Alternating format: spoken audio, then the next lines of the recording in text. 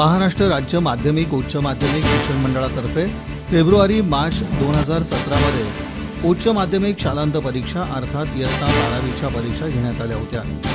परीक्षेच्या निकालाकडे तमाम विद्यार्थी तसंच पालक वर्गाचं लक्ष लागून राहिलं होतं। निकालाबाबत मोठी उत्सुकताही होती।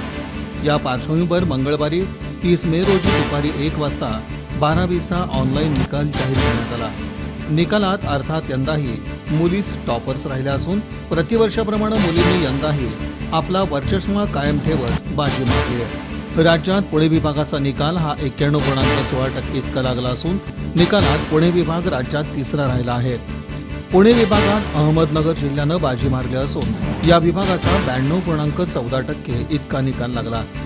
सोलापूर जिल्हा हा दुसऱ्या स्थानावर राहिला। जिल्ह्याचा निकाल हा 91.32% इतका लागला। विद्येचं माहेरघर समजला जाणारा पुणे जिल्हा मात्र तिसऱ्या स्थानावर राहिला।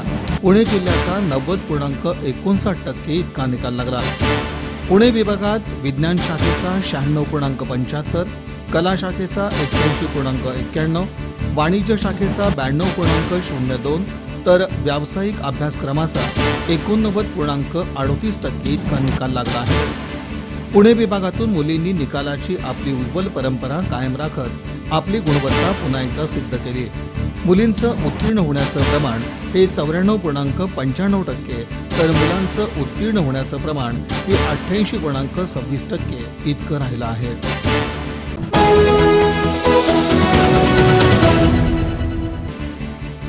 धर्मवीर संभाजी तलावाचं सौंदर्य केव्हा संपलं?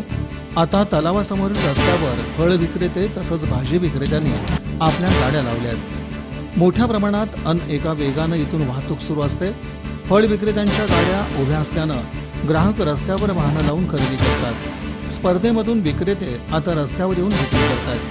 अशा अतिक्रमणानं धर्मवीर संभाजी तलावासमोरील रस्ता अपघाताला निमंत्रण देणारा ठरतोय। विशेष करून 7 रस्ता मार्गे विजापूर रोडवरून मार्गस्थ होणाऱ्या वाहनांना हे अतिक्रमण धोकादायक ठरत आहे। भर रस्त्यात थाटलेली विक्री केंद्र जीवघेणी ठरत आहेत। अशातच काही मोठी वाहनंही या फळ विक्रेत्यांच्या गाडीसमोर उभारतात तेव्हा समस्या अधिक गंभीर बनते। धर्मवीर संभाजी तलावासमोरील पादचाऱ्यांसाठी असणारा रस्ता हा अतिक्रमण धारकांनी गुणकृत केलाच आहे। आता हे सगळे विक्रेते रस्त्यावर देखील आल्यानं विजापूर रोडची वाहतूक समस्येच्या गर्तेत आहे। एखादा गंभीर प्रसंग उद्भवायच्या आधीच जर कारवाई झाली तर शिस्तही लागेल आणि दुर्घटनाही टळेल असं वाहनधारकातून बोललं जात आहे। विजापूर रोडच्या फुटपाथवर सध्या ठिकठिकाणी फळ विक्रेत्यांनी अतिक्रमण केलंय। हा प्रकार वाढतच चालल्यानं गंभीर परिस्थिती निर्माण झाली आहे।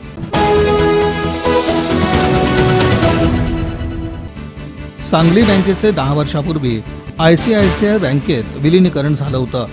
विलीनीकरण होताना ICICI बँकेनं रिझर्व्ह बँकेकडे पाठवलेल्या प्रस्तावात सांगली बँकेतील कर्मचाऱ्यांच्या प्रलंबित मागण्या पूर्ण करण्याचं लेखी कबूल केलं होतं।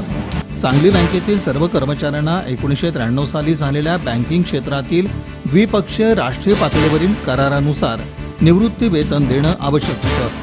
मात्र निवृत्ती वेतन मिळालं नाही। यासह विविध मागण्यांकडे लक्ष वेधून घेण्यासाठी ICICI सेवानिवृत्त कर्मचारी संघटनेनं जिल्हाधिकारी कार्यालयासमोर निदर्शनं केली। याप्रसंगी श्रीपाद आठवले, बाळासाहेब सांगलीकर, बसवराज धन्ने, रमेश खुने, प्रसाद शिवकामत, BK बिराजदार यांची उपस्थिती होती। देशभरात यंदा उन्हाचा कडाका चांगलाच राहिला होता। महाराष्ट्र देखील सूर्यनारायणाच्या प्रकोपानं जणू होरपळून निघाला होता। सोलापुरात देखील नेहमीप्रमाणे तापमानाची मोठी घडदौड दिसून आली। तब्बल 44 अंशांच्या जवळपास पाऱ्यानं वाटचाल केली होती। प्रचंड उकाडा, धग आणि भाजून काढणाऱ्या उन्हानं जो तो हैराण झाला होता। अंगाची लाही करणाऱ्या तीव्र अशा उन्हानं सर्वसामान्य हैराण झालेला होता।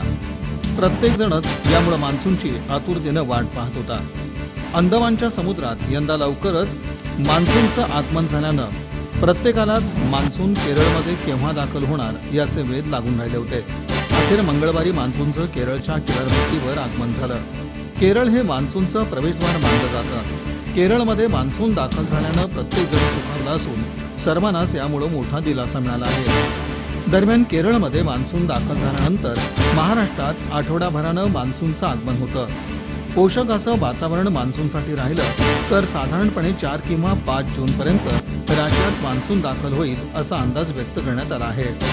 यंदा देशभरात चांगला पाऊस होईल असा अंदाज हवामान विभागानं व्यक्त केला असून आता केरळमध्ये मान्सून दाखल झाल्यानं प्रत्येकाच्याच आशा उंचावल्यात.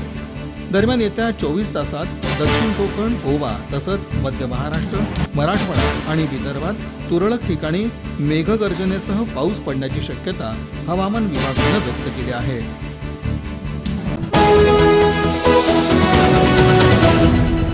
राष्ट्रीय चर्मकार महासंघाच्या वतीनं जिल्हा प्रशासनाकडे निवेदन देण्यात आलं. उत्तर प्रदेश राज्यातील सहारनपूर आणि चंद्रपुरा येथील दलित चर्मकार समाजातील गरीब कुटुंबावर जातीयवाद्यांनी हल्ला केला आहे. या हल्ल्यातील पीडितांचे भारत सरकारनं तातडीने पुनर्वसन करून त्यांना संरक्षण द्यावं.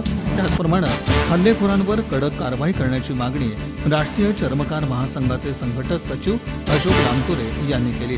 दरम्यान सांगोला येथील न्यू इंग्लिश स्कूल आणि कनिष्ठ महाविद्यालयाचे प्राचार्य दिलीप खडतरे यांना आत्महत्येस प्रवृत्त करणाऱ्या गुंडांना त्वरित अटक करण्याची मागणी यावेळी करण्यात आली. याप्रसंगी मधुकर गवळी, संजय शिंदे, बाळासाहेब राऊत, परशुराम मगरुमखाने, बाळासाहेब आळसंदे यांच्यासह चर्मकार महासंघाचे पदाधिकारी उपस्थित होते.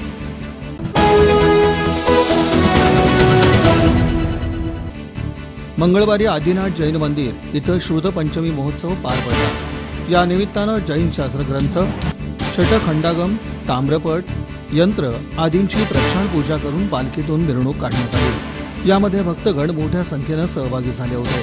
दरम्यान आचार्य 108 श्री धर्मानंद सागरजी महाराज यांचं आशीर्वचन झालं. शास्त्राची पूजा, पंचामृत अभिषेकही पार पडला.